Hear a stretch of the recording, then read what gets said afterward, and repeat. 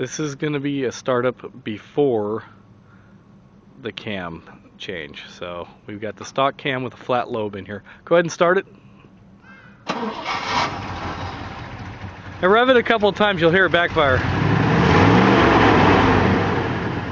Well, rev it more. That's from the flat cam, that's why it was... Alright. So we're going to change out the cam on this and it should run a lot smoother.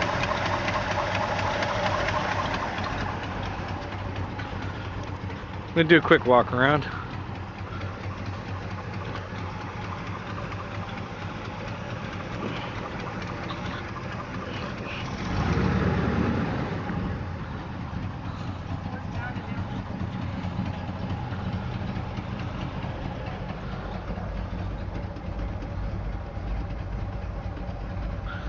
Just took off that old steering wheel, put a stock one or a stock repro back on.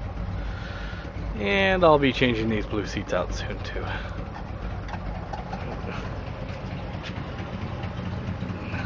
I'm going to take the glass pack mufflers off.